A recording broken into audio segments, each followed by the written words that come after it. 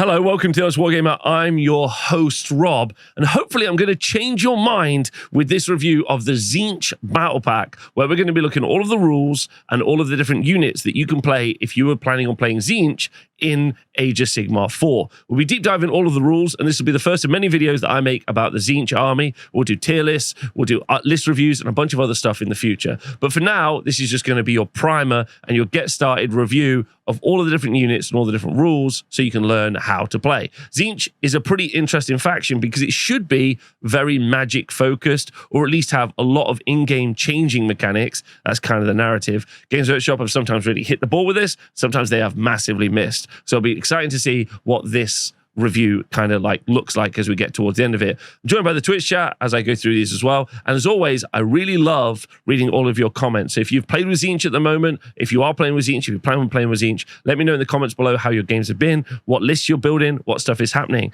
Don't forget, right now we're still in what I call the production meta. We're at the very beginning of the edition. And so we don't really know what armies are going to look like on the tabletop. And so there might be some really good Tzeentch builds in here, but they're going to take a lot of time to build a hobby and put together. Let me know what your lists are like. Let me know what your armies are like and how your games are going. And let's start looking at all of the rules. The first thing we're going to look at are the battle traits for Tzeentch. And you have a very complex set of, well, it's a complex keyword that you're going to be able to apply to your opponent's units. And then you've just got the absolutely goated, absolutely best battle trait that's available probably to any army in the Masters of Destiny. So let's talk about that first. This is done in your deployment phase. You roll 9 dice and place them to one side. These are your Destiny dice. As a Tzeentch player, let me know. Let me just tell you, they should be completely different colored dice to the dice that you normally use. They can be spent during your battle to change certain dice rolls. You can never have more than 9 Destiny dice at once. During the battle, instead of making a roll from the list below for a friendly Disciples of Tzeentch unit, you can spend your Destiny dice. The roll you would have made is replaced with a roll on the Destiny dice you spend. If you want to replace a 2d6 roll or a 3d6 roll, you must spend the number of dice equal to the number of dice before the d6. Any rolls that have been replaced count as unmodified rolls, and they cannot be re-rolled. They cannot be changed and they cannot be modified by other friendly abilities, but they can be modified by enemy abilities. You cannot spend Destiny dice to replace rerolls. So that's pretty simple. That just goes through a bunch of stuff that you'll have to constantly remind yourself about the fact that they count as unmodified. Your opponent can still modify them and some other things. That's important. But the things that you can use them for are casting rolls, unbinding rolls, and banishment rolls. So that gives you a really strong singular use case in the magic phase. Run rolls, which is probably not as important because you can use a commander point to be able to run 6. But this does mean you can combine both, which is pretty fun in the right situation, especially maybe when you're doing battle tactics. Charge rolls in your turn. Now, that's very specific, and I adore that because having charge rolls in your opponent's turn always be a 12. It's pretty scary. Slash players in tatters right now. But that means you can almost guarantee, well, you can, if you've got 260 in your Destiny dice, you have a 12-inch charge. And that's an incredibly fun thing to keep reminding your opponent about. They'll be like, how fast do they move? Well, they move 6 inches and they could charge 12. And I have 2 6s in my Destiny dice. And they're like, oh no. So they have to constantly work around, maybe you can do something, right? Oh, sorry. They have to constantly work around the fact that you can do something. And you can always do it if you want to do it. So you don't have to roll a dice. So you've got a guarantee, so it's really nice there. Hit rolls, wound rolls, and save rolls. And those will come in clutch in the right situation. So Destiny dice is super strong. Sometimes they're called cheater dice. It's very, very powerful. It's very easy to use them up very quickly. But in the right situation, you're going to put your big combat unit or get off the right spell. Your opponent isn't going to be able to stop it. And having that knowledge that you can achieve a thing is super powerful. So it's an incredible ability. Next up, you have the ability to apply burning to units. So the Conflagration of Tzeentch is an ability that you use once per turn across your army in any shooting phase, which does include your opponent's turn. Pick an enemy unit that had any damage points allocated to it by a Weird Flame spell ability or shooting attacks made with weapons that have the Weird Flame weapon ability to the target. That target has the burning keyword. There are other ways also to get burning onto units, and seeing as you can shoot in your opponent's turn and also you're able to cast spells in your opponent's turn, there's a very good opportunity that you're going to constantly be able to proc this ability and make multiple units have the burning weird flame keyword. And what's good about this is that at the end of any turn, which means every turn, but this is once per turn across the army, roll a d3 for each burning enemy unit, and then on a 2 to 3, inflict an amount of mortal damage on them equal to the roll. On a 1, that unit no longer has a burning keyword. So it's a pretty big deal because some of the other abilities that we've seen don't have this big negative where you take the burning off. So that's a bit of a downside for this specific ability, but some additional mortal wounds on multiple different units could work. And obviously this will ramp, so this will get more powerful as the game goes on, as you get more units to burn, if that's a mechanic that you're trying to make happen. And lastly, you've got the passive Quenching the Flames, where if a burning unit, if burning enemy unit uses an ability that would heal or return slain models to it, instead of healing or return slain models to it, that unit no longer has a burning keyword. Initially, this feels like a negative. They're taking away the burning keyword. I already can lose the burning keyword. It feels rubbish. But actually, one of the really strong things about this is it negates their healing. It negates their ability to return models to units. That's actually pretty strong. You could be in the right situation where your opponent in the next turn or turn after might be planning on doing a big heal on a unit, or they might be surviving because they've got some big heals in their army. Well, you're going to be able to just tick off one of those heals or one of those returning units. And that's nice because it gives you some real strength into these armies that can do a lot of healing. But some armies can do a prodigious amount of healing. It's going to feel like your burning mechanic isn't going to be very useful against all of those different heals that can come from multiple different sources. So against those specific armies, things like Trogs are a really good example. I think the burning keyword is going to be fairly lackluster, which kind of doesn't make sense based on what they used to do in the old world. But it's a fun mechanic anyway, and I think you're going to have some real fun making units burn. Make yourself some little burning tokens. May I suggest using a little Brimstone horror and placing it next to a unit? That's quite cute. Anyway, those are the allegiance abilities. Let's go and talk about the battle formations. Next up, you need on your army list to choose a battle formation, and there are 4 to choose from. The Arcanite Cabal gives you a passive called Sinister Counter Hexes, where you add 1 to the unbinding rolls for friendly Arcanite units. Arcanite is a keyword that you can find located at the bottom of the War Scrolls. This will apply to most of the mortal units in this book.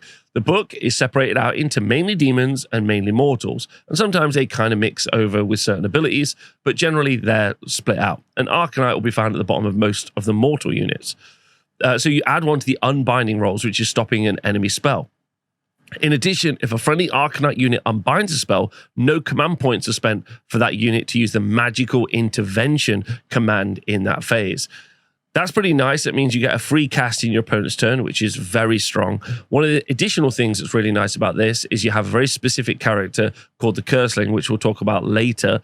And he is really good at unbinding spells and does some additional stuff. So that works really well in that. And a free ability to cast spell in your opponent's turn is great. So I really like this, although I don't think it's the best one, but I really like it. Next one, Change Host, is very odd.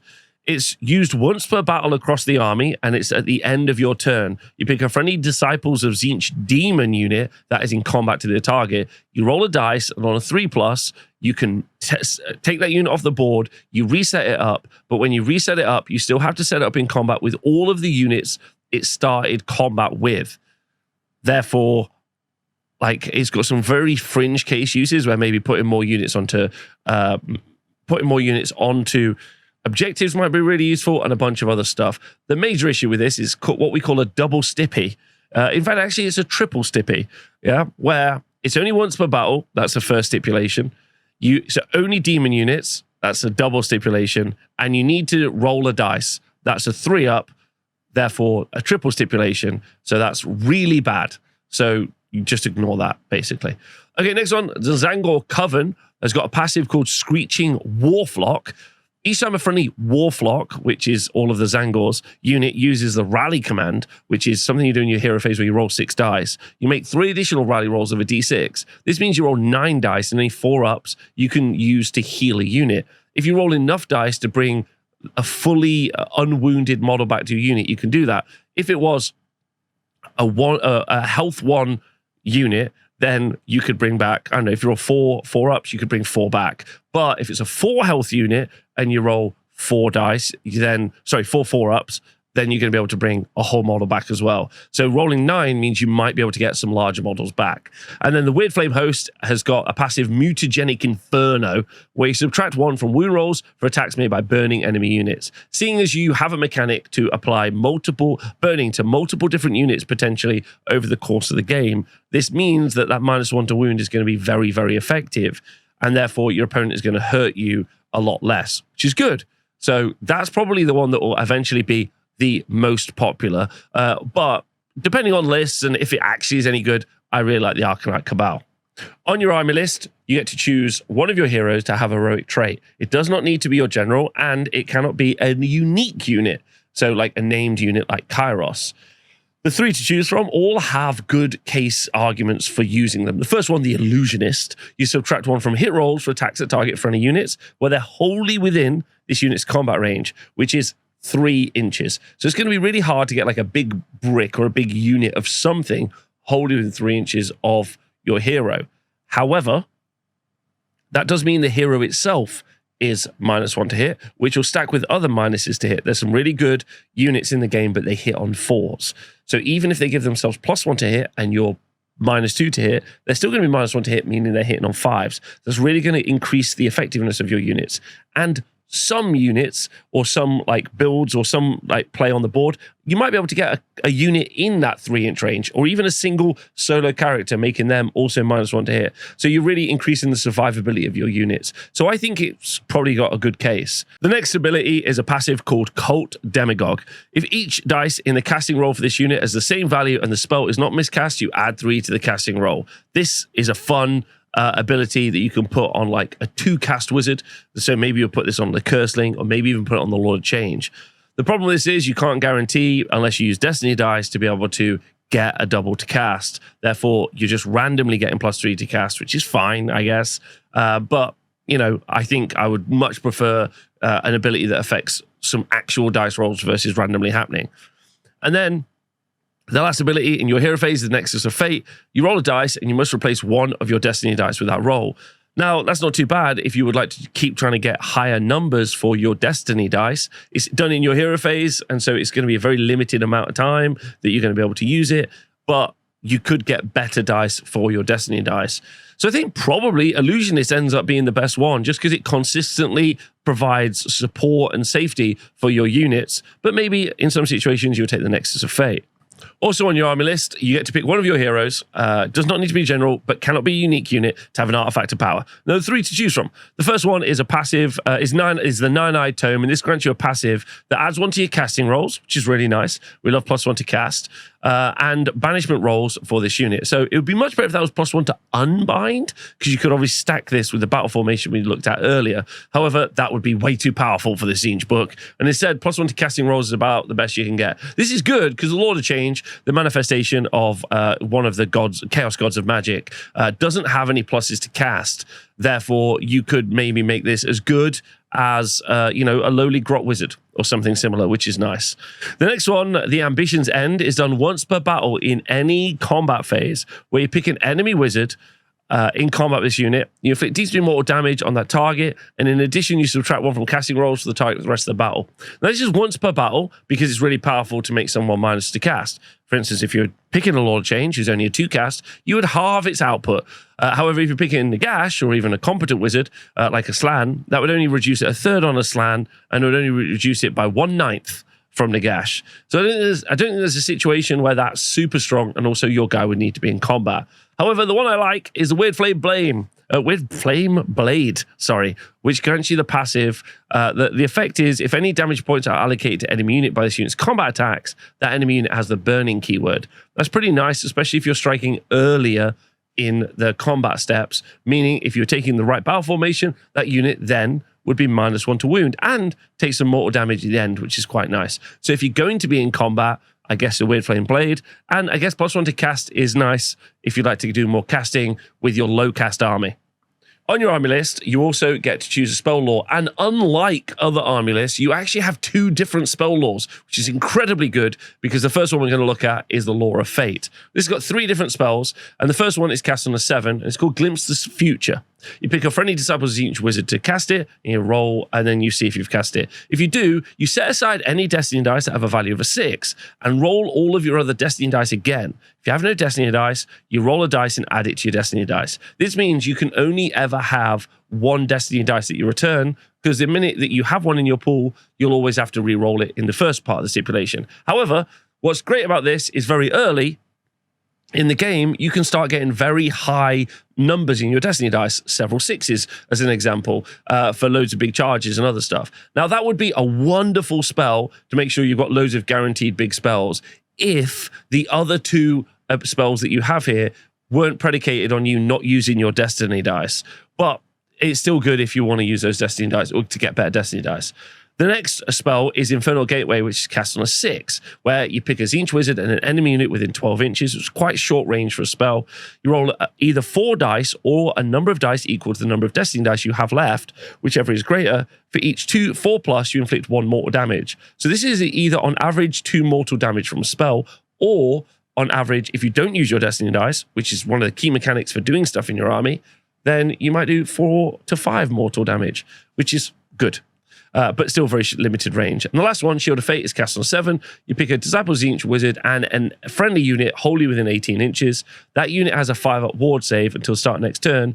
In addition, if you have 4 or more Destiny dice left, you subtract 1 from hit rolls or attacks that target that unit until the start next turn. That's nice because it's got a good duration on how long it lasts. And a 5-up ward save is genuinely very valuable because it makes your units that more survivable. However, the -1 to hit is again stipulated on you not using your Destiny dice. So you're going to have to be really conscious about how you use your Destiny dice with this spell lore. But what you might be really going for is a really aggro combat build, and therefore you always want to guarantee that you can get those big charge rolls. So the first spell on this list might be really good. Let's go have a look at the next spell lore. The next spell lore is really good. The Law of Change, probably the one you'll take the most. The first spell that you have here, which is an unlimited spell, is the Bolt of Tzeentch. This means every wizard in your army can attempt to cast it. However, the same wizard can attempt to cast it multiple times. Normally, spells can only be attempted once by any of your wizards in a phase. And what you do is you pick a visible enemy unit within 18 inches, you do D3 mortal damage. I love that. You got 5 wizards, that's potentially 5 D3 mortals. It's like a Tzeentch gun line, that's brilliant. It's a low casting value of 6, which is good. And the final bonus, or the little spice melange on top, is it's got the weird flame rule you can see there. Therefore, you'll be able to use that ability to maybe make one of those units have burning, which is really good. Yeah, very fun. Very fun ability. The next one, Fold Reality. You pick a friendly Disciple Tzeentch wizard, and then you pick a Disciple Tzeentch unit that's wholly within 12 inches. Remove the target from the battlefield and set it up again on the battlefield more than 9 inches or more enemy units. One of the things about this spell that's really good is you can do this to a unit even if they're in combat. So you can basically take a unit out of combat and put them somewhere else. That's good. That's good if you accidentally end up in combat with your big Lord of Change or Kairos or someone that's really valuable, which is really cool. And then good if you've got another smaller unit that maybe what their job is to go and achieve a battle tactic or something like that. So some real good utility here as a spell, which is cool. And then finally, Transform to a Spawn, which is really fun. It's cast on a 7, and you pick a Disciple Tzeentch wizard to cast a spell, and then you pick a visible enemy unit within 12 inches. 12 inches is pretty short range for this spell, but it's still decent. You inflict D3 mortal damage on the target. And if any models were slain by this ability, pick a friendly Chaos Spawn of Tzeentch unit that's in reserve. It's a potential of fate that's been destroyed. So let's quickly look at what that means before we go any further. A Chaos Spawn of Tzeentch is a 60-point at time of recording model that's got 5 health, 5 up save, and it's 2d6 movement with 2d6 attacks. So it's not very good in combat. It's not good at holding objectives, and it's not good at surviving. None of those things. But before we go any further, we're going to talk about its a Twist of Fate ability. This is in the deployment phase. You set up this unit in reserve as a potential of fate. So instead of setting it up as you normally would on the tabletop, you put it in reserve like you would do in many deep striking units. But in this situation, you set it up as a potential of fate or as your spawn that you're going to use a spell from. It's also got another passive called Waves of Mutation, where each friendly Chaos Spawn of Tzeentch unit can be replaced any number of times. So if we could just go back up to the spell, and I'll just kind of bring all that information together for you, because that's quite a lot. It could be a little bit overwhelming. What happens is I pick an enemy unit within 12. I do D3 mortal damage, and if any models are slain, and I have bought on my army list a spawn, I can put it on the tabletop. Now, in the next turn, if I was to cast a spell again and that spawn was not dead, I could not put another spawn on the table, okay? Because it won't fit any of the stipulations. However, the very first time that spawn is killed, it then becomes a slain spawn. And what's great about that is that means that you can put multiple spawn back on the board from that dead status. So that it's like a graveyard of dead spawn that you can keep generating, which is fun. And another negative about the spawn, I guess, is it taking in regiments and stuff. But anyway, that's how the spell works. And you can just keep putting spawn back on the table. The reason it's a really good spell, after all of those shenanigans have been discussed, is the fact that you can put it in combat with an enemy unit. The reason that's good is because, especially if you do it in your opponent's turn, what you can do is effectively move lock or move block a unit, where they might have a really strong unit that's going to run across the board and beat you up, but then you just kill one of the models, lock them in, and now they just have to fight that spawn. That's good. That sets you up to then do a big punch, which I think is fun. So a really interesting spell there for the spawn, and I think could be very powerful in shutting down enemy units. A great mortal damage spell, and the ability to do a teleport. Not a bad spell lore, really good. Also on your army list, you get to choose a manifestation lore. And there are loads of generic manifestation laws, and I've made a video about that already, if you want to go back and check it out. But you get your own unique manifestation lore for Tzeentch if you would like to take that instead of the generic ones. The most popular, obviously, being Morbid Conjuration at the minute, or as we like to call it, the Morbid Conj. So there are 3 different spells, endless spells that you get with this manifestation lore.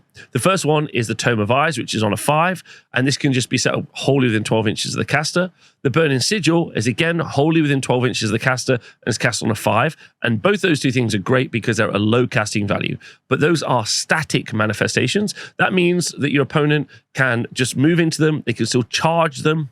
Also, it means they're not going to zone or they're not going to count as a unit if if the enemy tries to deep strike near them or a bunch of other stuff. So those are normally good manifestations for creating some board presence. They're just going to stay where they are.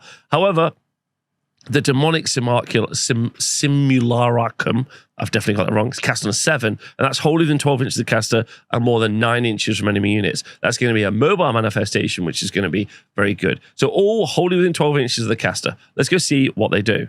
The first manifestation we're going to look at is the Burning Sigil of Tzeentch, wholly within 12 inches of the caster. It's got 6 health and a 5-up save, 6-up ward save. And it has an ability called Radiant Transmogrification, which is done in any movement phase. This manifestation must use this ability in each movement phase. Pick each unit, friendly and enemy, within 9 inches of this manifestation to be the targets. Now, that's pretty important. It must use this ability. Now, which is very interesting because it affects both friends and enemies. Roll 2 dice, and you pick either result. Then apply the corresponding effect to all the targets for the rest of the turn. On a roll of 1 to 2, nothing will happen. On a roll of a 3, subtract 2 inches from the target's move characteristic. Now, the important thing to remember here is when abilities are done. If this is done in your opponent's turn, they will have used all of their movement abilities already, and then that means that the -2 move is not going to affect them when you use it. If you're doing it in your turn, then you make sure you roll this after you've done all your movement abilities. Therefore, if you do end up with -2 to move, then you're in an okay spot. Number 4, subtract 1 from hit rolls to the target's attacks. Great on your enemy, bad for you. Subtract 1, a roll of a 5 is subtract 1 from moon rolls for the target's attacks. Good for you, bad for them and good for you. Well, bad for you and good for if it affects them, it's good for you. If it affects you, it's bad for you. Sorry, to be clear. And then on a 6, you inflict D3 mortal damage on the target, then add 1 to the attacks characteristic of the target's melee weapons. Now, you obviously would really love that on your unit, but you don't want that to be on their unit. You get to roll 2 dice and pick the effect, but ultimately it's really random. And that randomness is probably going to be as difficult for you as it's going to be good for you. So I think maybe I'm not too certain about this as a manifestation. I guess one of the positive things about this is you could just cast it right into your enemy's lines and then just have this big aura of maybe debuffing many of their abilities, which is really good. Yeah. So I guess that's good. You stick it near an objective. Your opponent just has to kill it, I guess, which is a thing because it's going to maybe just keep debuffing their army. So it's not maybe super bad. The next manifestation is the Tome of Eyes, wholly within 12 inches of the caster. And it's got 5 health and a 4-up save, and it's going to be stood next to probably one of your little foot characters. It's got a reaction that you can do with it, where you declare a spell ability for a wizard within this manifestation's combat range, and then you use Transfixed by Countless Eyes, where you can add 1 or 2 to the casting roll, your choice, and then for that spell, and roll a number of dice equal to the amount added. For each 1 to 2, you allocate 1 damage point to the caster. If the caster is destroyed by this ability, the spell has no effect. Now, if you were to buddy this up with our Curseling, who's an Arcanite, you take him in the battle formation with +1 to cast. Then you take this, and in addition, give him the trait, gives him another +1 to cast. You got +4 to cast, which is brilliant. The problem is you're casting a spell to get better casting, and you'll get that better casting over the course of the battle, right? The Tome of Eyes, if it just stays on the board from turn 1, it's going to constantly give you those pluses to cast for a single spell. That feels quite nice. The real question is do you have a spell that's so pivotal that is going to do a massive amount of damage? Maybe the Spawn spell is going to be such an important spell that you're going to want to do it. Maybe. But it's not going to be this spell, which hopefully is already on the board, nor the last spell. And then the other spells don't have a pivotal impact at the minute. Maybe if you get the right caster that's got exactly the right spell, you'll do the absolutely best. You'll take this for that. And when we go through the casters, we'll try to find the best combo for that. The last manifestation in this manifestation lore is the Demonic Simulacrum. It's just demonic summer. It's got 8 health and a 6-up save, and it moves 9 inches. That's pretty important because it's got a combat attack. So you're going to be moving this around and attempting to fight with it. And what's good about this, it's got 4 attacks, 4s and 3s, rend 1, damage D3, but it's also got anti-wizard rend +1, meaning it'll be rend +2 against a wizard. Now that's pretty nice because of its passive, Manifested Jaws. While this manifestation's attacks target a wizard, add a number equal to the wizard's power level to the damage characteristic of this unit snapping jaws. This does mean if it's fighting against a level 2 wizard, it would be D3 +2. But obviously the perfect situation to ever happen is you fight against an Nagash, who is power level 9. Therefore, you'd be doing 9 plus D3 damage to Nagash with 4 attacks, which could be a lot of damage, which is very exciting. But, you know, even against some of the frontline characters that you see, I don't know, like a Keeper of Secrets, Great and Clean One, all of those are level 2 cast wizards. This means it's going to be D3 +2 damage. That's quite a significant amount of damage that you could put into that unit, which is good, from a spell that you can keep resummoning if it does get killed. So that's pretty strong. So a really interesting spell and a very interesting manifestation lore. In my opinion, the fact that you've only got 1 spell that helps benefit casting more spells, and then only 1, the other spell is randomly going to affect you, good or bad. And then this is the only good spell, I think, from the spell lore. But I could see maybe being taken in the right situation. Right. The first thing we're going to do is look at now we're going to look at the units. And the first unit we're going to look at is Kairos Fateweaver, the leader of the Tzeentch faction. 16 health with a 5-up save. Kairos is a support piece, level 3 caster.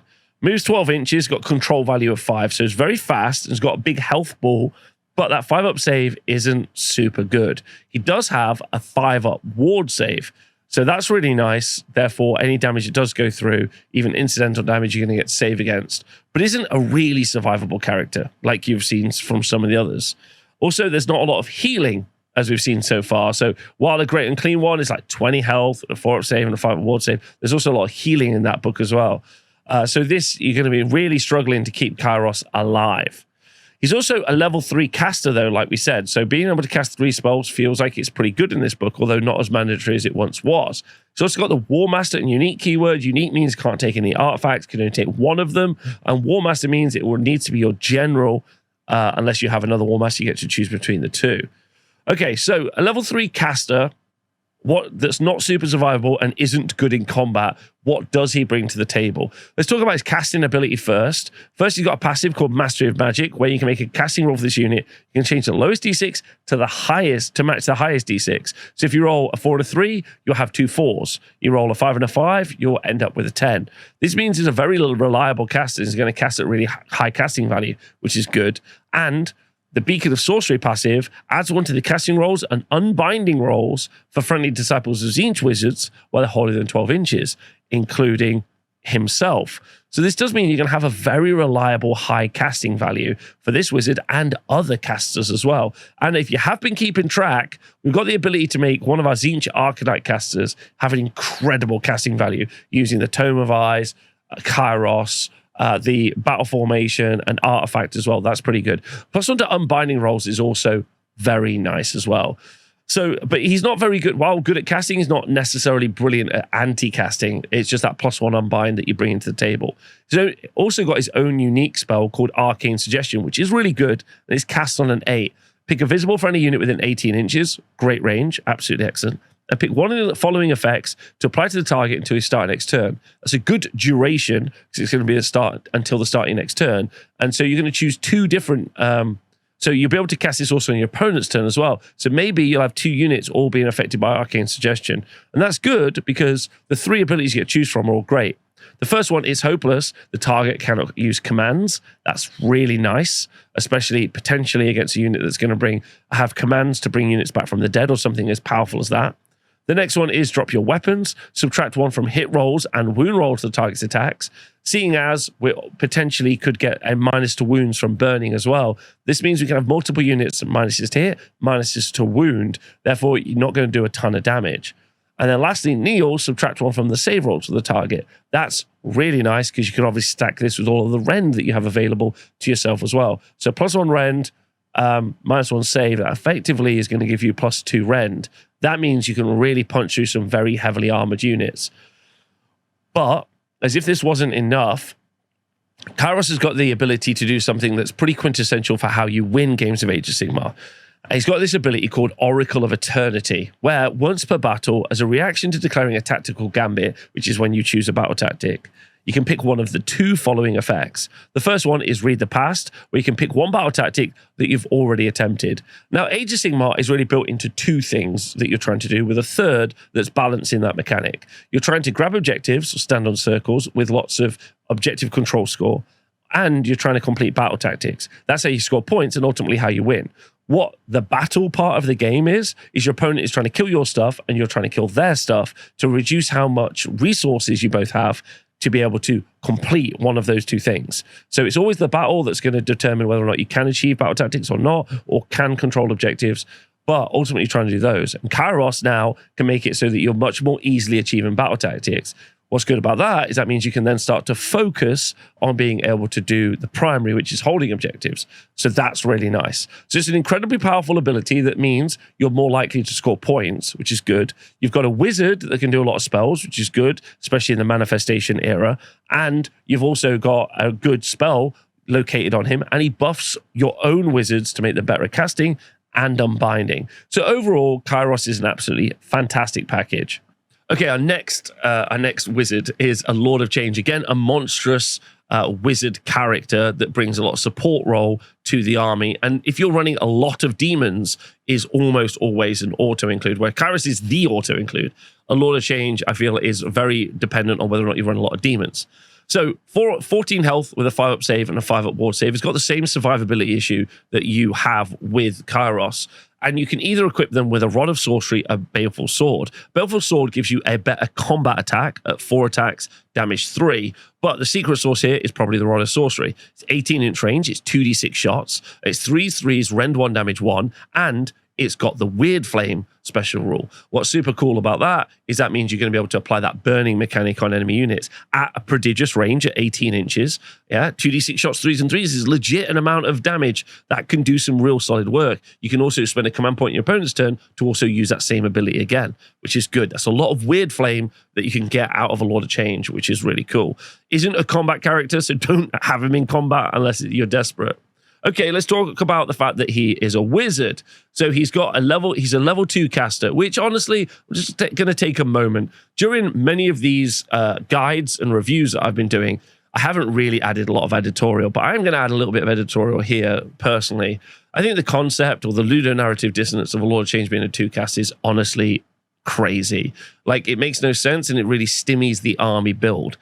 because you do have a lot of spells available to you, especially in Age of Sigmar 4th edition, thanks to manifestations. So having these have more casts, especially when a Slann has got 3 casts at 280 points, and the Lord of Change is a 2 cast at much higher value, doesn't really make a lot of sense. In fact, actually, a Lord of Change and a Slann are pretty much 1-for-1 in their output, and also everything else, with the exception of maybe survivability for slightly more wounds on Lord of Change, but Slann is infinitely better. But I'll move on. I just wanted to say that I think that it's a 2 cast is weird and maybe completely truncates how you build lists in this book, but we'll sidestep that. Anyway, you're going to take the Rod of Sorcery, and you're a 2 cast wizard. You do have your own unique spell, which isn't very good, which is cast on a 7. You pick a visible enemy unit within 18 inches. You roll 9 dice. For each 6, you do D3 mortal damage. Now, that's pretty nice when you add it on to other D3s that you can do. You take the spell lore for doing D3. If you do the spell to generate a spawn, that's an additional D3. So potentially you're doing 3D3 mortal damage on average to an enemy unit. That can be pretty good, but that's only going to be in your hero phase, and that's not a prodigious amount of mortal damage, especially when some units, when they charge in, can do mortals to a ton of different stuff. But it's nice to add into the mix, and you could go fishing for a lot of 6s. It's also got probably the 2 reasons that you take it. The first definite reason you're going to bring a Lord of Change in a demon-heavy army is because of the Summon Demons of Tzeentch ability, which is done in your movement phase only once per turn in your army.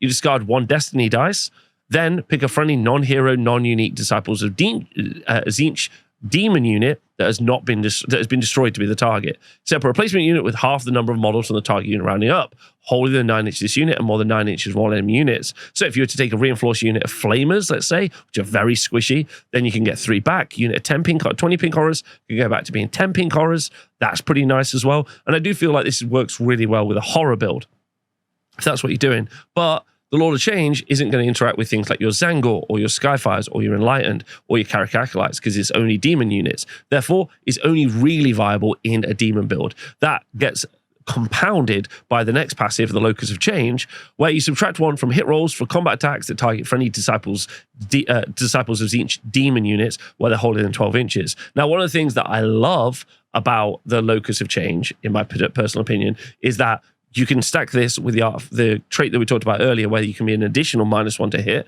which is good. So therefore, -2 to hit. We know that we've got spells and ways of making our enemy units additionally -to hit and -to wound. So they're going to have a real tough time getting through your models. The problem is that doesn't mean that you're necessarily getting through their models and reducing their effectiveness. So this is good, though. This is good. It's going to make your army much more survivable and keep everyone around for a lot longer. I really like this. And so I think that's good. So if you go in all demons, I could see a Lord of Change and Kairos going simultaneously together. If you're not going demons, probably I feel like you're taking Kairos and a Curseling. But ultimately, I do think a fun demon build with this guy is going to be really enjoyable and a pain for your enemy as they're never going to hit you.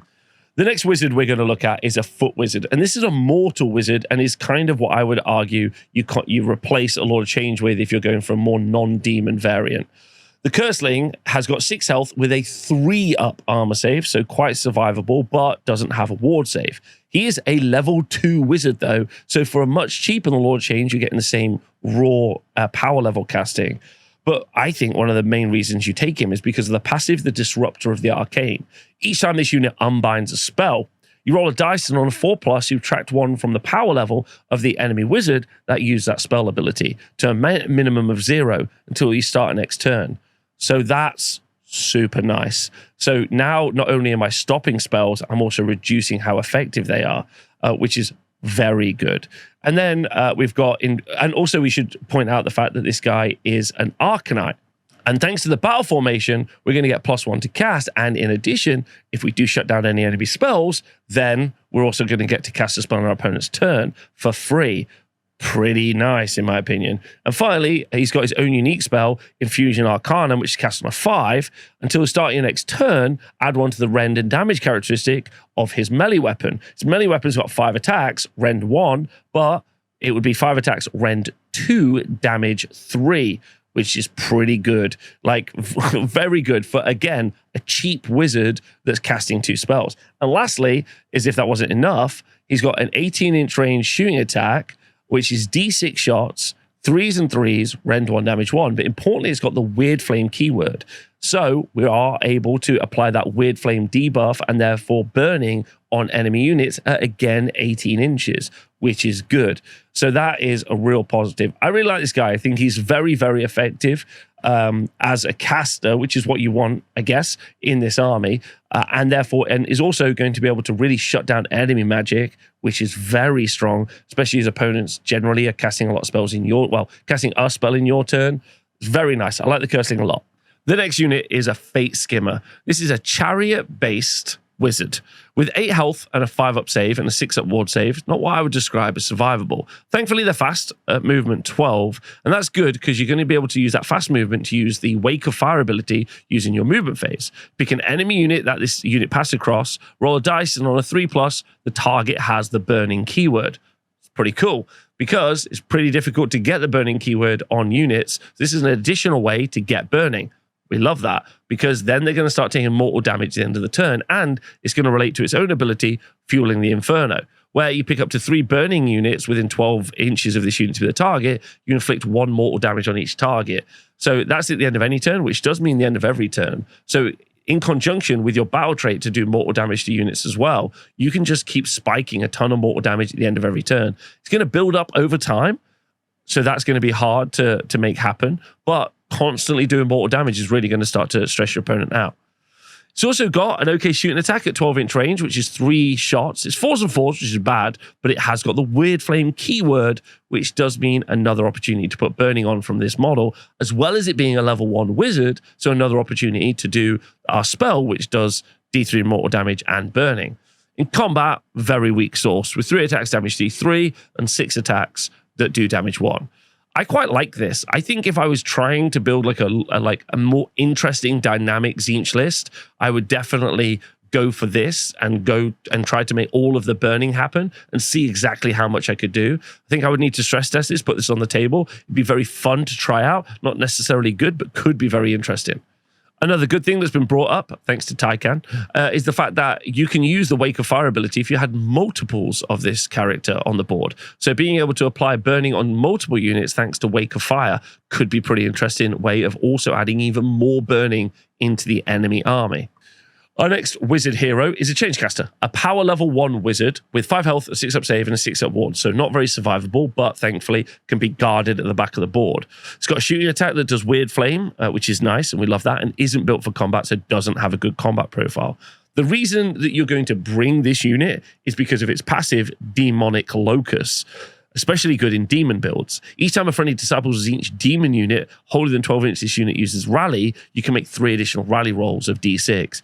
That's going to be incredibly important when we get to talk about pink horrors and blue horrors in the future, because you can have not infinite, but maybe close to infinite amounts of demons on the board, which is pretty nice.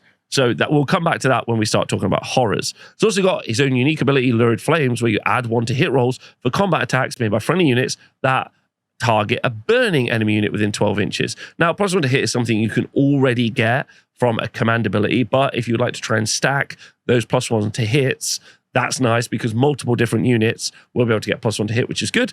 So all in all, a good utility piece which benefits a very specific army build, but good for that particular army build. Our next unit is the Changeling, another 2-cast demon wizard. 6 health and a 5-up save, not overly survivable, 6-up ward save.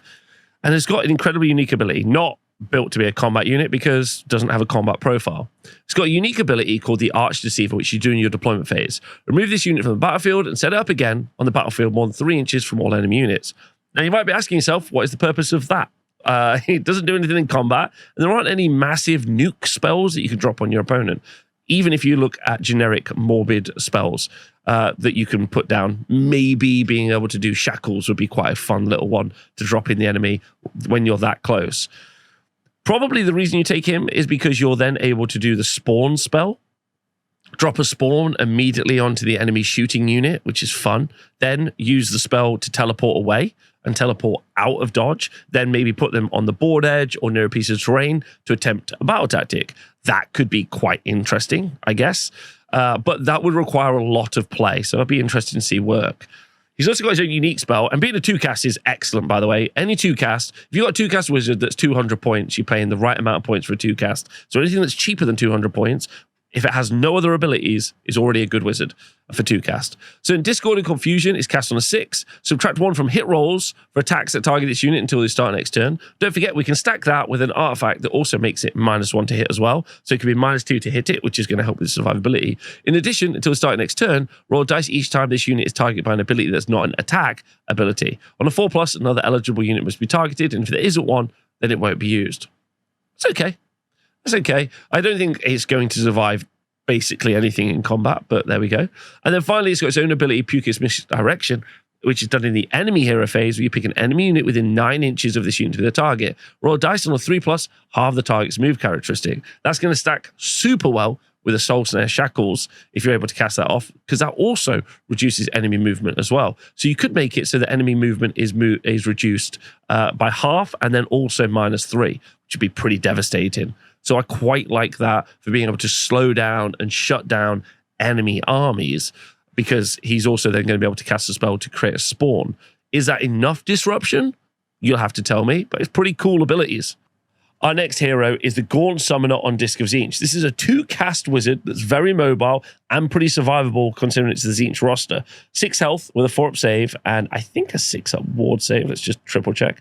A 6-up ward save, yes. He's a 2-cast wizard hero, and that's good. 2 casts are excellent because you've got manifestations to cast.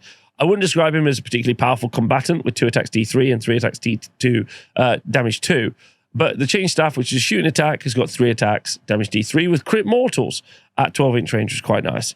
Big thing about this character is his movement 14, so he's going to be able to move across the board pretty quick. And that's good because of his unique spell, Arcane Imprisonment. This is cast on a 7, and you pick an enemy unit, enemy hero, in combat with this unit to be the target. Then make a casting roll of 2d6. If the unmodified casting roll exceeds the target's health characteristic, it is automatically destroyed. For the rest of the battle, that unit cannot be picked to be the target of an ability that allows a replacement unit to be set up. So that's pretty nice. Now, in the right situation, especially as you can use Destiny dice to cast your spell, you'll be able to auto-slay an enemy hero. But you do need to get in combat and survive being in combat, which is going to be harder to do than you would think. And any really big heroes are going to have more than 11 health, which is going to be the top you're going to be able to kill. So it's not necessarily the best ability, but what it is, and this is so important, it's a really fun ability. It's a strange, interesting, fun ability that you're going to be able to try to use, and I really like it. The other abilities it have are the Minions of the Silver Tower, which is one that you do in your deployment phase. Pick a friendly unit that has not been deployed. That target is set up in reserve in a Silver Tower. And in your movement phase, you can use the Book of Profane Secrets to pick a unit that's in the Silver Tower or is in reserve and set up that target on the battlefield wholly within 12 inches of this unit, 9 inches away from the enemy. That's pretty fun because it means you can push a big unit in front of your enemy really early. You could teleport. You could also use a spell to teleport this character somewhere else, or even just move really fast and then put that unit in front of your enemy. And thanks to having Destiny dice, that unit being 9 inches away, you can guarantee getting that charge in. So you can slam into your opponent, maybe from somewhere on the board they weren't expecting, with a big, powerful unit, which is really good. Even if you don't do it, your opponent's going to have to be conscious that you can do it. So you're going to have to be aware of it. So I think overall, the Gaunt Summoner is one of the few things that you sometimes get in this game, in that it's an incredibly fun unit that could do some really good stuff, but you'll have to play to make it happen. Our next unit is a Gaunt Summoner, but not on a disc anymore. Now is just on foot. And because of that, it's got a worse armor save, goes from a 4 to a 6, and it's got 1 worse health, goes from a 6 to a 5. And then has got a bad combat profile, don't put them in combat, and has got the ability to do crit mortals, D3 crit mortals, with its 3 shots with its ranged weapon at 12 inches. So a kind of a hybrid unit. Importantly, it's a cheap 2-cast wizard, which is really important if you want to put a lot of manifestations on the board. He also brings the same utility as the other Gaunt Summoner in that you can put a single unit into the Silver Tower or in reserve during the deployment phase. And using the Book of Profane Secrets, you can deploy them in your movement phase, wholly within 12 inches of the unit, 9 inches away from enemy units. However, he has got a spell that's cast on a 7 called Divert Realm Gate. If you cast it, units set up using the Book of Profane Secrets, which is its ability, can be set up holding 18 inches of this unit and more than 7 inches from all enemy units. So now you have an opportunity to drop a really big combat unit even closer to your opponent. And if you were to use 2 different Gaunt summoners, you could have one unit that's 7 inches away, one unit that's 9 inches away, use Destiny Dice to get both charges off, and then your opponent's going to have to deal with a very aggressive alpha strike from maybe some big units like Tzaangor absolutely slamming them, which I think is really fun. So yeah, I quite like the combo of running both and that they've got different utility. I should also say one of the really big advantages of being able to have units off the board is your opponent can't focus them down either via magic, spell shooting, or anything like magic or shooting, or even by charging. So you've got them in full safety until you decide to fully send them. And that's actually a good thing. Our next unit is a Magister on Discus. Tzeentch, 6 health, 4-up save, moves 14 inches, very fast. Has got a shooting attack that's 18-inch range, but it's only one shot, D3, but it is Weird Flame, so it's got that with him. But the reason you're going to take this level 1, power level 1 wizard is because of the output that you're going to get from your disc-based units. It's got a passive called Master of the Blazing Skies, where while they're within this unit's combat range, for any Disc of Tzeentch units, which is going to be your Tzaangor on disc, your Skyfiers, which are your Enlightened on disc, are very good in combat. Friendly Disc of Tzeentch units can use charge abilities, even if they use run ability. Seeing as those units already move 14 inches, being able to run additional maybe 6 and then charge with Destiny Dice means even a unit of 3 Enlightened can give you, who have fly as well, so can charge over your opponent's lines. This is going to give a unit a 32-inch threat range, and your opponent is going to have to really, really worry about that. Just having that there as a potential means your opponent keeps after worrying about it, which is, I think, really genuinely very good. And then the Magic Touch ability you have in your hero phase adds on to this unit's power level if this unit successfully casts a spell. However, if you roll a double to cast a spell, then the spell fails and you immediately take D6 mortal damage. That is on a 6 health, 4-up save and a power level 1 wizard. Now, I said this about this kind of a moment ago. I feel the problem is that other armies get Tzeentch is like this. The idea with Tzeentch is you never know the future. It could be good, it could be bad. Another army would have just had this ability and given them +1 to their power level. But because it has to also have another effect, which we've seen a couple of times, we saw that with some of the other abilities, they have this unnecessary negative in the double section. It also means you wouldn't be able to use Destiny Dice to cast the spell. So it's worse. However, we can ignore that for a moment and the fact that they sometimes do this with Tzeentch. And we'll just talk about the fact that being able to just absolutely yeet some Enlightened across the board is wicked. Our next unit is a Magister, a level 1 wizard, and is not great in combat, but it's survivable. 5 health, 4-up save. Let's go. We'll love that. That's fine. Our level 1 wizard is good. All wizards are good at 100 points. Isn't good at shooting, isn't good in combat, but does have a Weird Flame shooting attack, which is good for doing burning. It's got the same ability as our Magister on disc, where if you cast a spell, you get another power level, but if you roll a double, then Games Workshop rules writers come around your head and around your house and punch you in the head. Or you take D6 mortal damage, one of those two. But the reason you're going to take this guy over others is because of the hero phase ability, the Web of Intrigue. You pick an enemy unit within 12 inches of this unit to be the target, and you do this in your hero phase, which is pretty close, okay? Until the start of your next turn, each time your opponent declares a move ability. Now, a move ability is not the move ability, because the movement ability is a specific one. Move ability is any ability that's got the keyword move located at the bottom of its ability. There's sometimes there's little boxes where they say different things. So this would include a charge as a move. This would be a retreat, a bunch of other stuff. If any of those happen, you can pick a friendly Arcanite unit that is not in combat and is within 12 inches of the target. That friendly unit can move 3 inches, but it cannot move into combat during any part of the move. The big problem about this ability, because the ability is actually pretty good, the big problem with this ability is, like Phantasmagoria and Tzeentch, it has a stipulation which doesn't technically exist in the game. You do have, if I declare an ability, you then can declare a reaction before we get to the effect. This actually comes between declaration and reaction, as it says. Each time your opponent declares a move ability for the target before reactions are used. So we now have a new step in the game. Not that, I mean, I've covered this before. But either way, And then that's going to be awkward. So explaining it to your opponent is going to be a little bit difficult to do. And you should show them this because it works outside of the bounds of how normal rules work. But being able to move those 3 inches every time your opponent moves is going to bring up a load of different abilities, which is quite good. And also a lot of board position, moving screens, moving units out of charge range, moving other units closer for shooting attacks that they might do. A bunch of different stuff. But it's a cool ability and maybe could see some actual real-world play. Our next hero on foot as a level 1 caster is the Ogroid Thaumaturge. I definitely said that wrong. Thaumaturge. 8 health with a 5-up save and a 6-up ward save isn't what I would describe as a frontline fighter. Unfortunately, they've given him a frontline fighter profile, ignoring the survivability. He has got a shooting attack, which has got 3 attacks, damage 3 at 12 inches. He moves 6, so he's not fast, so not necessarily good at getting into a fight. When he does get into a fight, he's got 3 attacks that hit on 4s, wounds on a 2, only rend 1, but has +1 damage on the charge up to damage 3. If not charging, damage 2. And then his staff has got 2 attacks, 4s and 3s, no rend, damage 3. That's right, if he hits you with a massive staff, no rend, damage D3. His Thaumaturge Rage passive adds +1 to hit and wound rolls for this unit if it's taken any damage, which is going to be really hard to manage because if he takes any damage, he probably dies. And then the end of any turn, using the Burning Fury ability, you pick an enemy unit that had any damage points allocated to this turn. The target has the burning keyword. If this unit had a 4-up armor save and a 5-up ward save, it'd be quite an interesting unit.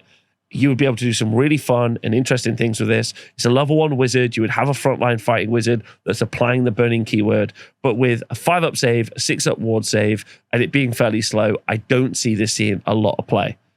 Our next hero is the Tzaangor Shaman, again on a disc. He's got 6 health with a 5-up save and moves 14 inches, but is very fast. He is a level 1 caster, so level 1 wizard, but isn't what I would describe as a frontline fighter, with 3 attacks damage D3 and 2 attacks damage D3. His survivability is going to be an issue, so don't put him in a fight. The reason you bring him is because he supports all of the Warflock units, and specifically Tzaangor. So Warflock would be your Skyfiers and everything else. So the 2 abilities he's got, the first one is Rite of Haste, which is done in your hero phase. You pick a friendly Warflock unit that does not have the fly keyword. Now, your 2 most obvious ones that do have the fly keyword is your Skyfiers and your Enlightened on disc. So the units it's talking about are your Tzaangor and your Enlightened on foot. And they have to be wholly within 12 inches of the target. Roll a dice, and on a 3+, the rest of the turn, the target can use run ability and still use a shoot and or charge ability in the turn. Run and charge is good, especially on infantry units, because they're slow. So that makes those units faster, but it is situational because it's on a 3-up. Now, the real reason you bring this guy is because at the end of any turn, which is every turn, you can use the mutagenic sorcery ability. Pick an enemy unit within 12 inches to be the enemy target, then pick a friendly Tzaangor unit in combat with that enemy unit to be the friendly target. So within 12 inches is really nice, so you can just touch it. And you don't need, the Tzaangor unit don't need to be in range. Tzaangor, we'll get to those in a moment, but that is an infantry unit with 10 models and 2 health each. So a reinforced Tzaangor unit is 20 models with 40 health. It's a very good big unit. You roll a d3, and on a 2+, you inflict an amount of mortal damage on the enemy target equal to the roll, and you return a number of slain models to the friendly target equal to the roll. So that means potentially up to 3 Tzaangor back, or up to 6 health back to that unit at the end of every turn. That's actually pretty good, in my opinion. I would argue that's really nice. As well as, if you wanted to, you could go back and take the trait where you add, it's just good. It's just good being able to bring these guys back, because that's going to make them even more survivable. So I like the Tzaangor Shaman. If you're going for a lot of Tzaangor, I think you're going to take a Tzaangor Shaman. With all the heroes done, we're going to start talking about the different units you could take. And seeing as we just started talking about the Tzaangor heroes, let's talk about Tzaangors themselves. Tzaangors on foot is a unit of 10 models with 2 health per model on a 5-up armor save. They move 6 inches, but we know they have access to run and charge. And we know, and I probably don't need to bring it up again, we can use Destiny Dice to be able to get long charges, as well as being able to go in a Silver Tower for deep strikes or be teleported around the board. So you've got some real mobility potentially on the Tzaangor. If you reinforce them up to a unit of 20, that's going to be 40 health, which is pretty nice. And we know we can bring back Tzaangor thanks to a Tzaangor Shaman at the end of every turn. In combat, not a bad profile, with 2 attacks each. So they've got different split profiles. So a unit of 10 models has got 4 models with the Great Blades and 6 models with the Savage Blades and Beaks. The Savage Blades and Beaks are 2 attacks each, so that means you're going to have 12 attacks that do damage 1. And the Great Blades, which 4 models will be armed with, will have 8 attacks, damage 2. If you reinforce them, that's going to be 16 attacks, damage 2, which is good. And it does mean when you're removing casualties, you should just always remove the damage, the damage 1 profiles. So you could just end up with 8 damage 2 models, which is pretty nice. They've also got an ability called Screeching Raiders, where while this unit is wholly within enemy territory, its weapons have crit 2 hits. So this unit is very survivable with lots of health and can do a lot of damage, which is pretty good. Doesn't require them to be on the charge, and it's got lots of support from the rest of the army to make them really fast. Our next unit are Tzaangor Enlightened on foot. This unit of 3 models, with each model in the unit having 3 health and a 4-up armor save. They've got 2 attacks each, and they hit on 4s, with on 3s. They're rend 1, damage 2. So a reinforced unit of 6 of these is going to have 18 health on a 4-up save, and they're going to have 12 attacks that are damage 2. In any charge phase, you can use the Babbling Stream of Secrets, where if this unit charges phase, then pick an enemy unit in combat, roll a dice, and on a 3+, the target cannot use command for the rest of the turn. So maybe the thing that you want to do is have a very small unit of 3, have them charge in along with your big punchy block of, let's say, Tzaangor, so that your opponent can't do all-out defense, which is quite nice. So I quite like that. That's a fun little bit, especially if you've got Kairos doing kneel, so then they're -1 to their armor saves as well. So this means that then they're going to not be able to do +1 save. They're going to be -1 save. You can punch through a lot of damage, but they're a small tech piece, not a big combat block. Our next unit is Tzaangor Enlightened, but this time they're on discs, which means they're much more survivable with 4 health and a 4-up save, and they move 14 inches, which is really good.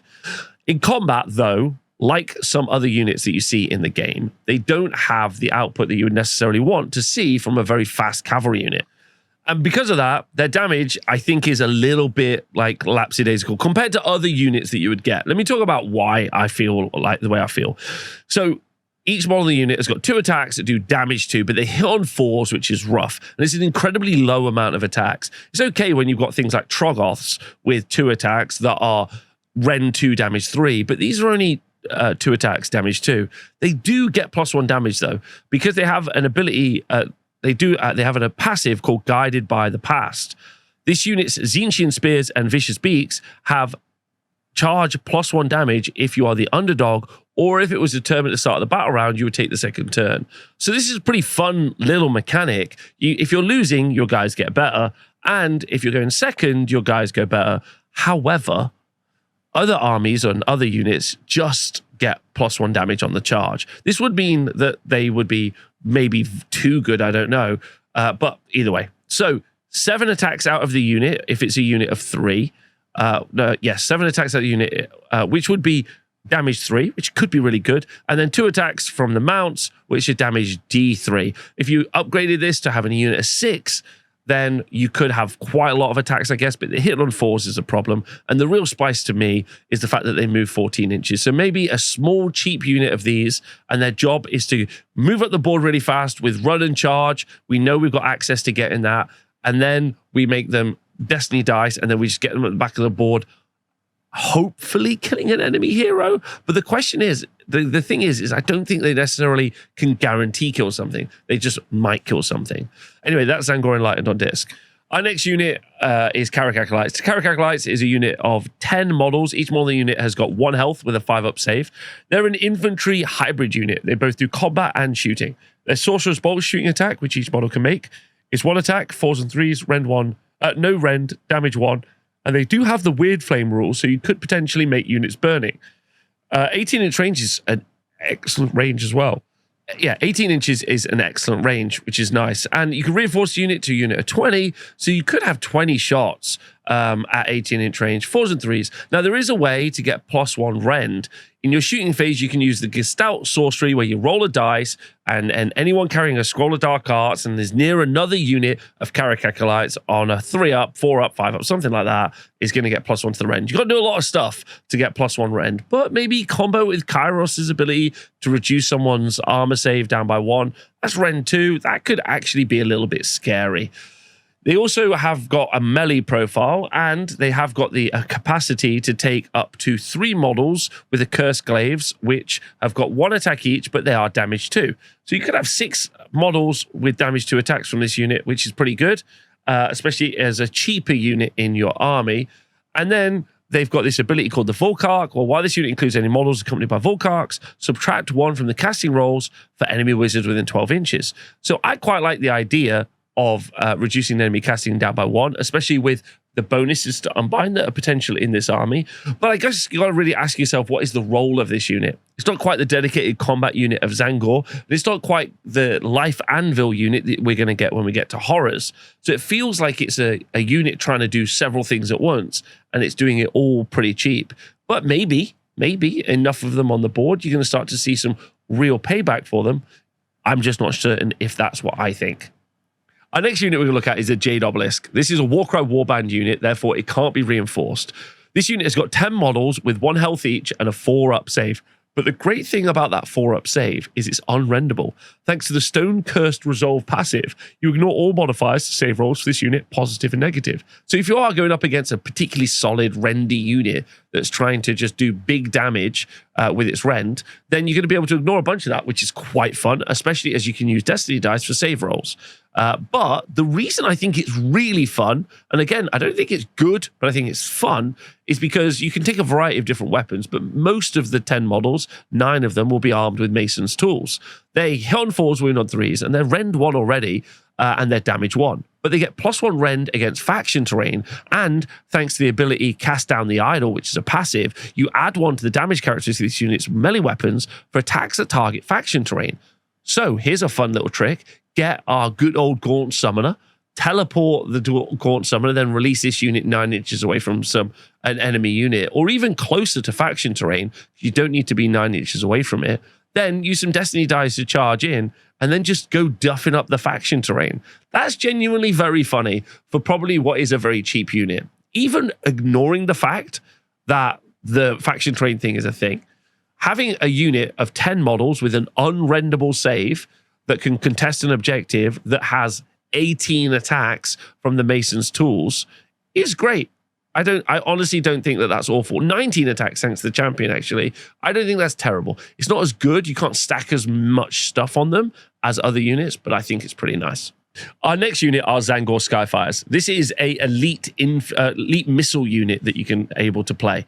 3 models, and each model in the unit has got 4 health with a fantastic 4-up armor save. They move 14 inches and control value 1. The reason I'm saying fantastic is a missile unit that can move really fast at 14 inches and shoot really fast at 18 inches can only really start to be susceptible to damage if units get close to it. And that's going to be harder to do because it's so mobile, and its armor save is going to protect it, which is nice. So I think that's good. Anyway, its shooting profile, which is the reason we're here, is 2 shots each. So across the unit, then that means that this is going to have 7 shots, 1 from the champion and then 2 from each model for 7 shots. They hit on 4s, they wound on 3s, they're rend 1, and they're damage D3. Now, that's pretty good because it's just a really good shooting profile at a decent range. Reinforced unit of 6 is actually statistically worse because you get 7 from 3, and then you get 13 from 6, so you should take 2 3s, because that way you end up with an extra shot. But you might want to just give these guys +1 to hit, so having a 6 is better.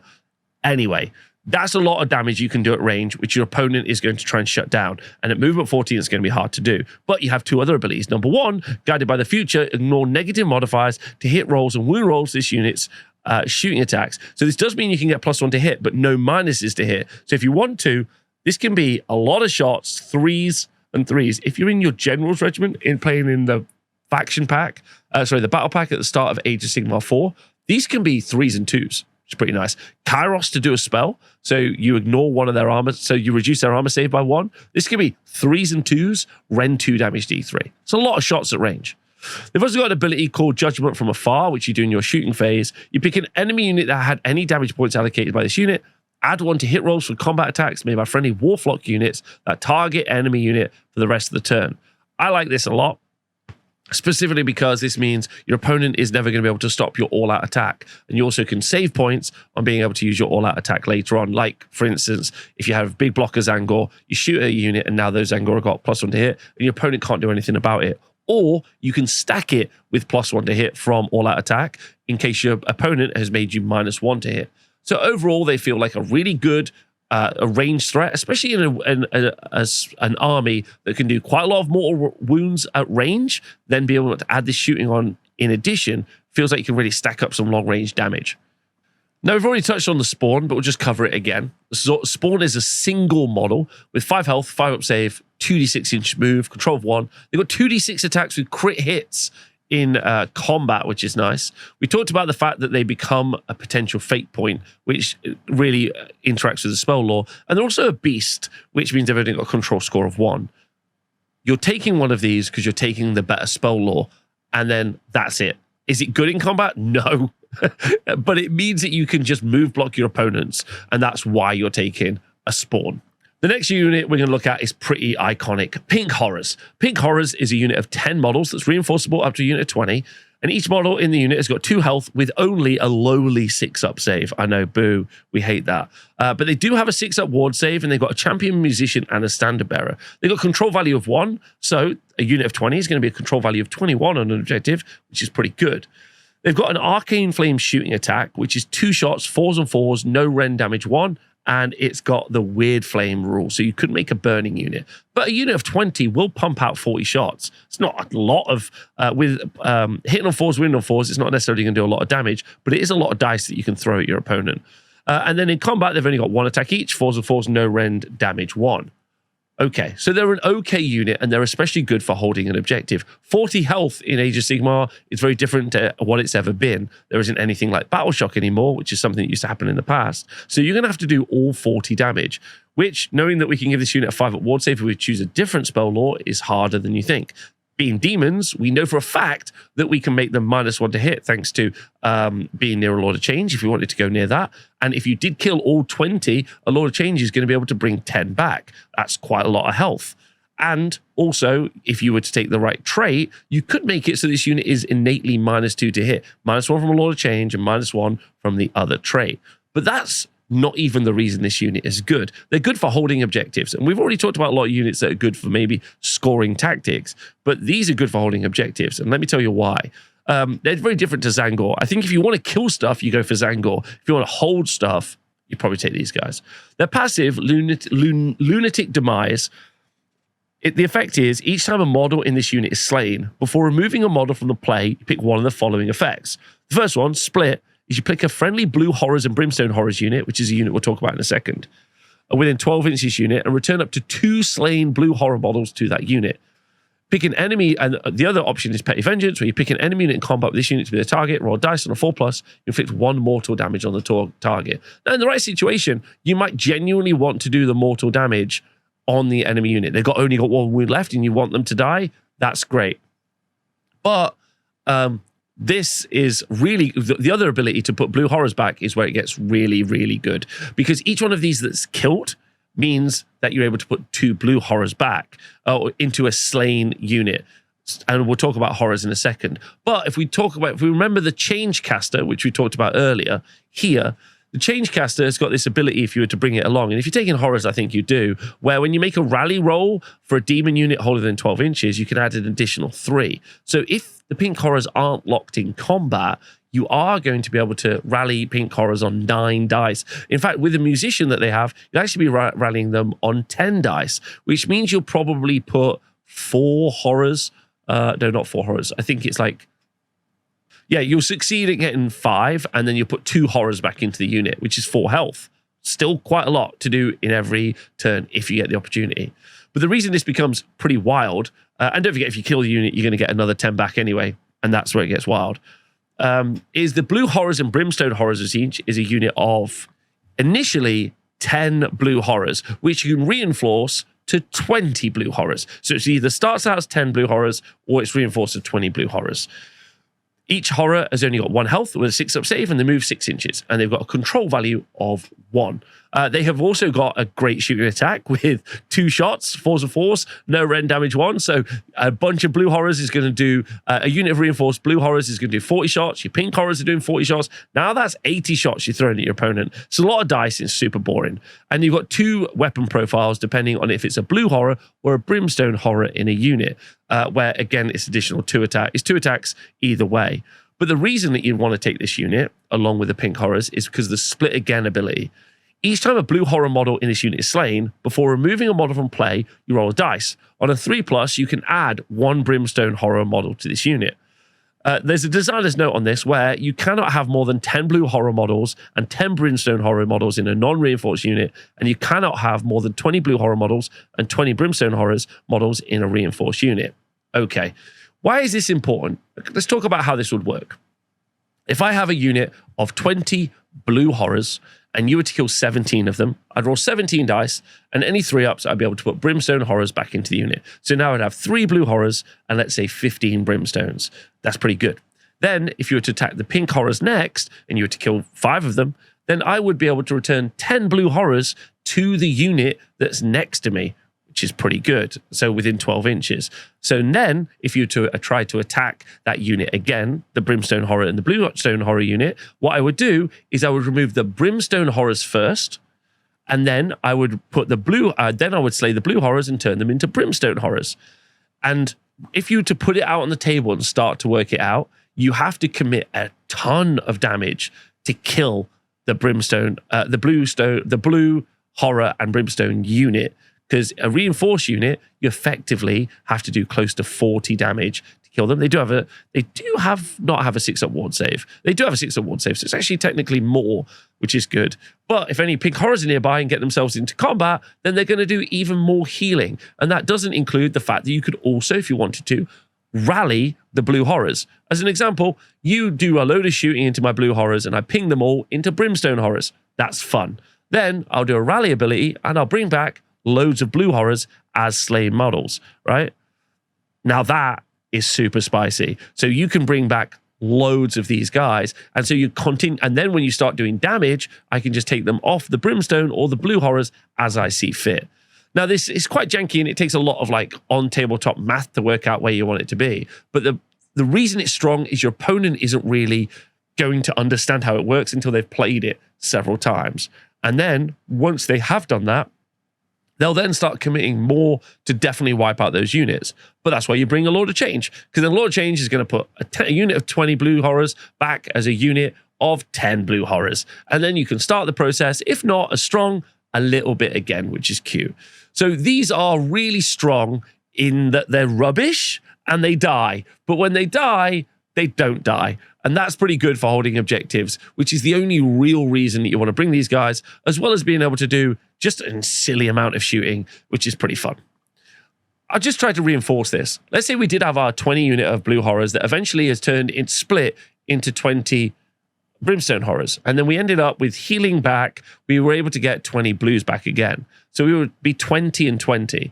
This means if you were to run in and do 40 damage, then the first thing I would do is remove the 20 Brimstone horrors. Then I would do, kill the blues and I would start rolling my 3-ups and I would return Brimstones. And so you would have to do, and this is past the 6-up ward save, so there's that as well. So you would have to do more than 40 damage to kill the whole unit, which is great and super silly and really fun. So amazing. Win with rubbish. That is the Tzeentch motto. Sorry, I just want to add one more thing. Because they're demons, and as I talked about earlier, this unit could also be -2 to hit, and your opponent is -1 to wound the unit. Our next unit is the non-hero version of the Chariot of Tzeentch, the Burning Chariot of Tzeentch. Got 6 health and a 5-up save, so not very survivable. Has got a shooting attack, which is 16-inch range, 4 shots, and they do damage D3, and they've got anti-infantry rend 1, and they've got weird flame. And then they've got a terrible combat attack, so don't worry about it. The reason you would take a Burning Chariot of Tzeentch is because of the Wake of Fire ability, where you move over a unit, and on a 3-up, they get the burning keyword, and I guess maybe the shooting profile as well, but not very survivable, not good in combat, maybe good for battle tactics and being fast, but there is a version of this that's also a wizard. That's probably the version I'd take instead. Screamers of Tzeentch are your very mobile battle tactics scoring unit. Screamers of Tzeentch have got 3 models each, which are ugly, with 3 health each on a 5-up armor save. But they move 14 inches, and the moving 14 inches is really good because it means you're going to be able to get them to run around and do battle tactics, which is what you want, because they're cheap, so you don't mind if they get killed. Anyway, in combat, they've got 3 attacks each, which are bad. And they have an ability called Slashing Fins, where you pick an enemy unit that this unit passed across this phase to be the target, roll dice for each model in this unit that passed across the target. For each 4+, you inflict 1 mortal damage. So you could have a unit of 6, and they could fly over an enemy unit, and that means you'll do 3 mortal damage. And if you ever commit to the bit, and I mean really commit to the bit, like have so many of these guys, like, I don't know, 4 units of 6, then that means that you could do 12 mortal damage by moving over units, which would be very funny. And I really like that, and then move away. But I don't necessarily think that's a great idea. They're also beasts, so they've got a control value of 1. But these are fast, mobile units, which is brilliant to have in the list. Many armies would kill to have a unit that does something like this because they score tactics, which is what their job is. So great little unit. Our next unit is a single model. The Exalted Flamer of Tzeentch has got 4 health and a 5-up save, which is not survivable. They got 4 shots at range that do D3 damage that wounds on the floor, 4 with no rend unless it's hitting infantry, but it is the Weird Flame keyword.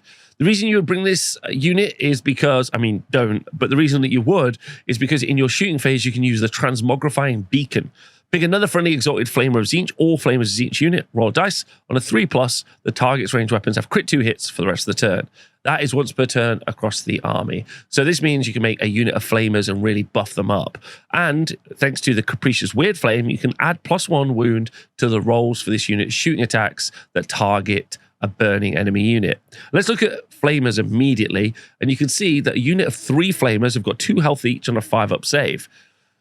This means a reinforced unit of 6 is going to only have the lowly 12 health on a 5-up save. But each model unit has got 3 shots, but they're shot at 12 inches, which is really, really tough because you're going to be too close to the enemy and they're going to charge you and they're going to kill your dudes because they've only got 2 health each. But either way, 3 shots each is 3s and 4s, no rend damage D3 unless they're shooting at infantry, right?